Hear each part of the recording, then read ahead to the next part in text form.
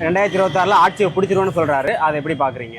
இது வந்து விஜய் மட்டும் சொல்லலை, அந்த கட்சியில் இருக்க பெரிய நிர்வாகிகள் முதற்கொண்டு அந்த கட்சியோட தொண்டர்கள், சாதாரண கிளைக்கழக தொண்டர்கள் கூட பார்த்தீங்கன்னா 2026 நாங்கள் தான் ஆட்சி அப்படின்றத அந்த கட்சியோட எல்லா ரசிகர்களுமே சொல்கிறத கேட்க முடியுது. இப்போ ஒரு சின்னதாக ஒரு தமிழ்நாட்டில் ஒரு லாஜிக் கணக்கு வச்சுக்கிட்டிங்கன்னா, இப்போ விஜய்க்கு மாநாட்டுக்கு வந்தவங்க எத்தனை லட்சம் பேர் இருப்பாங்க? நீங்கள் தோராயமாக சொல்லுங்கள். ஒரு 20 லட்சம் பேர் இருப்பாங்க. நீங்கள் விஜய் ரசிகர் நினைக்கிறேன், 20 லட்சம் பேருங்கிறீங்க.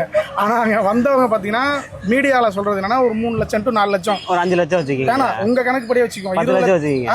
உங்கள் நெறியாளரோட கணக்குப்படியே வச்சுக்கோங்க, 20 லட்சம் பேர் வந்தாங்கன்னே வச்சுக்கோங்க.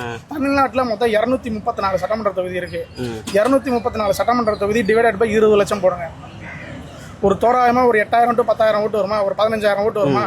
ஒரு தொகுதியில் எம்எல்ஏ ஆகணும்னா எத்தனை லட்சம் ஓட்டு வாங்கணும்? குறைஞ்சது 1.5 லட்சத்துக்கு மேலே வாங்கணும். தோராயமாக 4 லட்சம் ஓட்டு டு 5 லட்சம் ஓட்டு ஒரு தொகுதியில் இருக்கும். அதில் யார் 1 லட்சம் டு 1.5 லட்சம் ஓட்டு வாங்குறாங்களோ, அதாவது மும்முனை போட்டி 4 முனை போட்டினா 1.5 லட்சம் ஓட்டு, இருமுனை போட்டினா குறைஞ்சது 2 லட்சம் ஓட்டாவது வாங்கணும். ஆனால் இப்போ இருக்க போகிற அரசியல் காலம் 4 முனை போட்டி ஆக போகுது. அப்போ மினிமம் ஒரு அரசியல் கட்சி வந்து 80,000 டு 1 லட்சம் ஓட்டு வாங்கினா தான் அந்த தொகுதியில் ஜெயிக்க முடியும். இப்போ நீங்கள் சொன்ன கணக்குப்படி பார்த்தா விஜயோட மாநாட்டுக்கு வந்தவங்க 10 லட்சம் பேர் உங்கள் கணக்குப்படி, 20 லட்சம் பேர் உங்கள் கணக்குப்படி. அதை 234 டிவைட் பண்ணோம்னா ஒரு தொகுதிக்கு 10,000 பேர் தான் வருது, 15,000 பேர் தான் வருது. 15,000 பேர் ஓட்டு போட்டு எப்படி ஒரு தொகுதியில் சட்டமன்ற உறுப்பினர் ஆக முடியும்?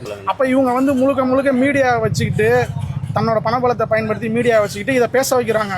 இவங்களாவே ஒரு சர்வே எடுத்துக்கிறாங்க.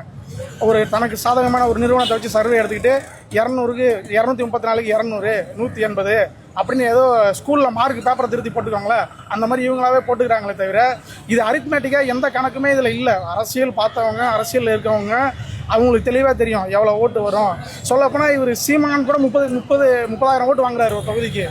சீமானை விட கம்மியான ஓட்டு தான் இப்போதைக்கு விஜய்க்கு இருக்குது. இந்த கணக்குப்படி பார்த்தா, இந்த மாநாட்டுக்கு வந்த நபர்களோட எண்ணிக்கையின் அடிப்படையில் பார்த்தா வெறும் 10,000 ஓட்டு 15,000 ஓட்டு தான் அவருக்கு வருது. அப்போ ஒரு தொகுதியில் கூட ஜெயிக்கிறதுக்கான வாய்ப்பு இல்லைங்கிறதான் இது வரைக்கும் தெளிவாக தெரியுது. சரி, அப்புறம் இன்னொன்று சொல்கிறாரு, டிவிகேவுக்கும் டிஎம்கேவுக்கும் தான் போட்டின்னு சொல்கிறாரு. அதை எப்படி பார்க்குறீங்க? அது சும்மா வர்றவங்க, அரசியலுக்கு வர்றவங்க எல்லாருமே அதை சொல்கிறது தான். யார் வந்தாலுமே வந்து டிஎம்கேவை தான் ஃபஸ்ட்டு எதிர்ப்பாங்க. அது எப்பயுமே யூஸ்வலாக நடக்கிறது தான். சும்மா சொல்லிக்கலாம், அவங்களோட ஃபேன்ஸை வந்து குஷிப்படுத்துறதுக்காகவும். அது சும்மா ஒரு கதைக்காக சொல்கிறது தான். மற்றபடி டிஎம்கேவுக்கு காம்படிஷன் எப்பயுமே ஏடிஎம்கே தான். ஏன்னா எதை வச்சு சொல்கிறோன்னா, அவங்க இன்ன வரைக்குமே களத்தில் 80,000 டு 90,000 ஓட்டு வாங்குறாங்க. பிஜேபி கூட கூட்டணி வச்சுமே ஏடிஎம்கே வந்து 80,000 ஓட்டு வாங்குது. அப்போ டிஎம்கேவுக்கு டஃப்பான காம்படிஷன் கொடுக்குற கட்சியாக ஏடிஎம்கே தான் இன்ன வரைக்கும் களத்தில் இருக்குது. விஜய் இன்னமும் அதை இந்த இடத்த நோக்கி தன்னை எமர்ஜ் பண்ணிக்கல, இன்னும் வளரலங்கிறதான் பார்க்க முடியுது. Tamil channel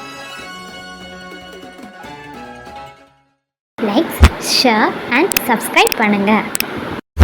like, share and subscribe பண்ணுங்க.